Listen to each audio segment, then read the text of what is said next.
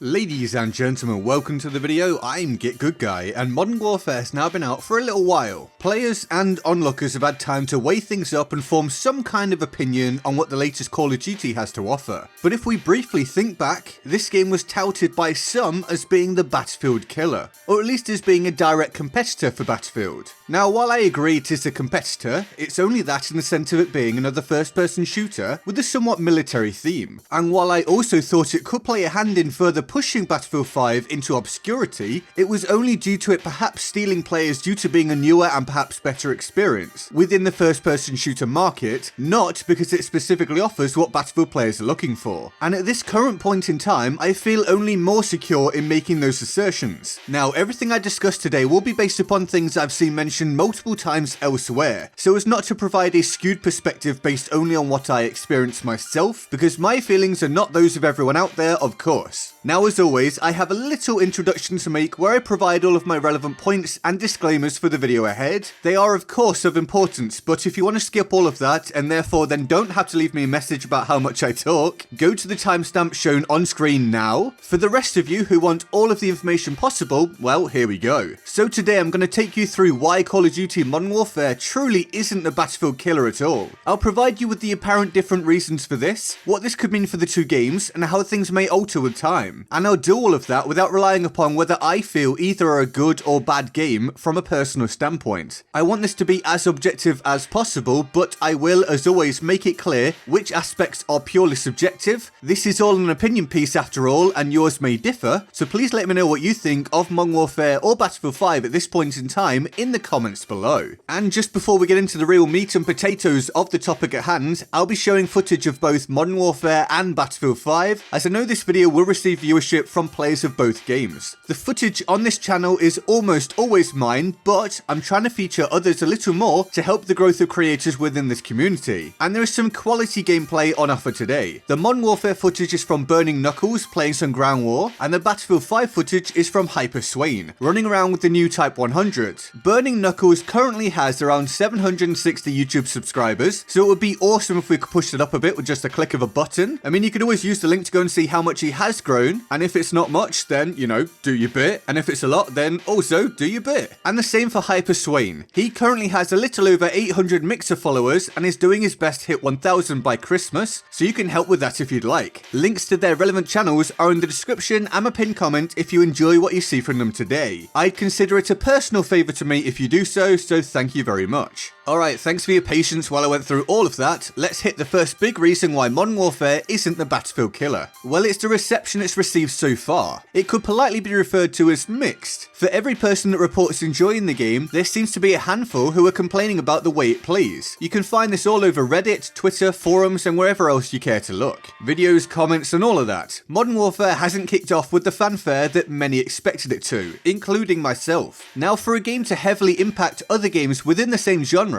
it usually needs to hit the ground running and start to build both a solid reputation and player base from the off. It can't be claimed that Modern Warfare has done that so far. Now, of course, there is plenty of time for this to alter. It's not unusual for a game to release in a less than stellar position and then be improved over time. I'm sure many Battlefield players here today can attest to BF5 launching in a totally unacceptable state itself, and arguably isn't where it's supposed to be around a year later. But the point is that Modern Warfare hasn't taken full advantage of a golden opportunity in the first-person shooter market. A time where Battlefield is comparatively struggling, and games of a similar nature are in short supply, at least in the AAA market. What this less than fantastic launch has also done is open some FPS fans' eyes to the value that Battlefield 5 has. Not that BF5 is suddenly a better game than it was, but some players now appreciate it that little bit more after having tried Modern Warfare and being left disappointed. I'll say that I am indeed one of those. There are things that Battlefield 5 does better for how I enjoy a game. Whether the entire game has been a success or not is irrelevant to that point. I and many others enjoy that you can play in a more free-form manner in BF5 than you can in Modern Warfare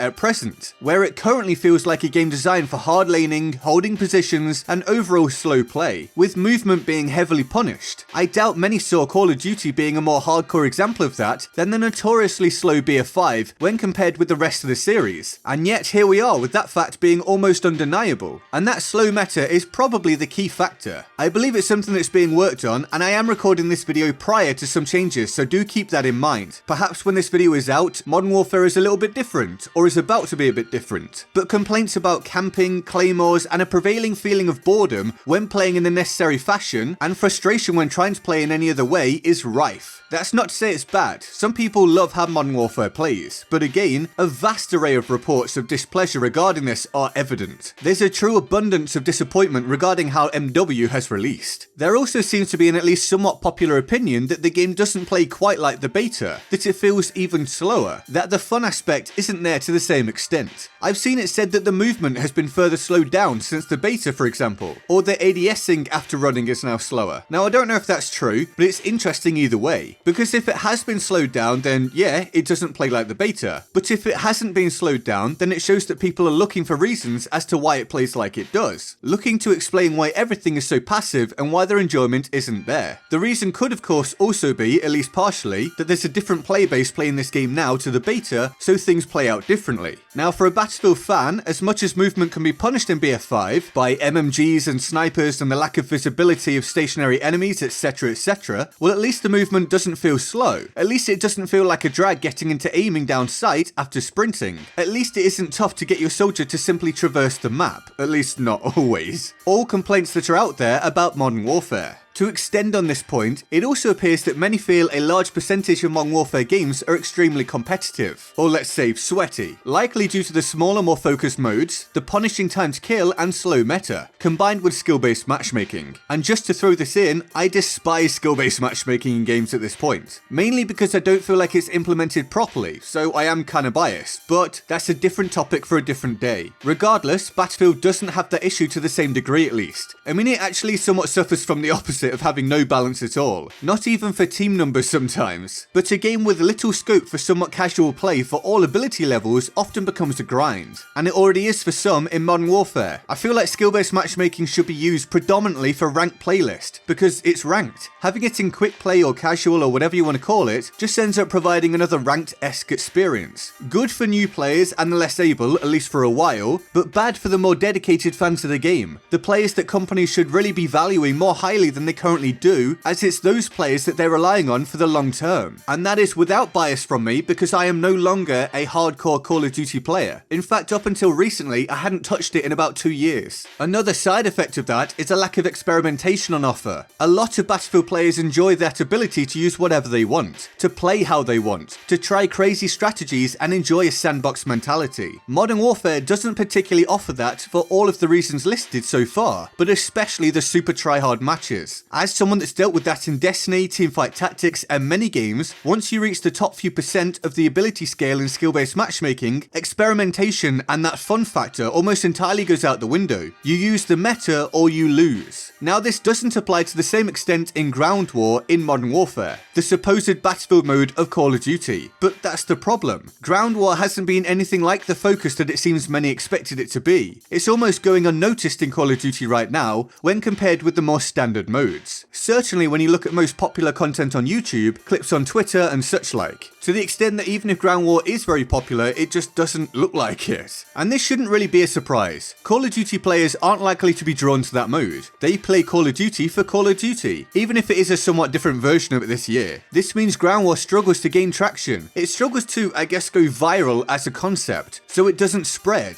And more than that, Ground War is not really a Battlefield experience. I have a lot of feedback to work with being a predominantly Battlefield creator, and most of it has been that Ground War is a poor version of Battlefield, that it feels watered down and almost pointless to them, with almost no team-based aspects and objectives being very basic. So a Battlefield killer? Not likely when Battlefield players don't tend to be interested, as by comparison it's just shallow. And overall, Modern Warfare does not offer the Battlefield experience, that intangible thing that's referred to all the time, that mix of everything that Battlefield has, whether it's delivered with quality or not, which arguably Battlefield 5 really hasn't been this year for a lot of its lifespan. It still delivers it more than Call of Duty because of course it does. It's Battlefield and Call of Duty is Call of Duty, which is what made the initial comparisons that some made so so ridiculous really. Remember how I started this video out. It's not about Call of Duty killing Battlefield because it's a better version of Battlefield. It's not like that at all. That was a fallacy that some people were working with. They're different games, with different lifespans and outlooks. Currently their games are different ages, one new and one a year old. It's not about Call of Duty killing Battlefield. It's about FPS games of this style coming into the market and crushing the letdown that Battlefield 5 has been so far for many. And up to this point, Modern Warfare hasn't done that, and it doesn't look like it will do. The truth is Battlefield 5 is more likely to kill itself. Whether it will remains to be seen. Perhaps it will, or perhaps recent signs hint at an overall recovery. We shall have to wait and see, but there's a very important point there. Modern Warfare has come out and been a bit of a letdown compared to the hype, at the same time as Battlefield 5 is starting to maybe hit its best point so far. And so that is why Modern Warfare is not the Battlefield killer. Remember to let me know what you think about either game at this point in time in the comments below. Also remember to check out Burning Knuckles and Hyper Swain using the provided links. If you enjoyed the video, I really appreciate you leaving a like, as I do you subscribing and turning on notifications, plus feel free to follow my stream and my Discord server in the description below. Here's the Board of Awesome for the epic people who support the channel on Patreon. They're all absolute heroes, and I love them all deeply and of course, often. If you want to join them on the Board of Awesome, the link to the Patreon page is in the description and my pinned comment. And with that all said, I'm GetGoodGuy, and I'll see you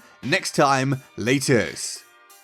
I'm trying to work out, have they made it where it's really hard to attack again? Because I don't know how we're going to get across this. But like, let me show you. The defenders are able to just sit up there and shoot down. What are we supposed to do? Oh, hi. Killed Japanese man. He deserved it.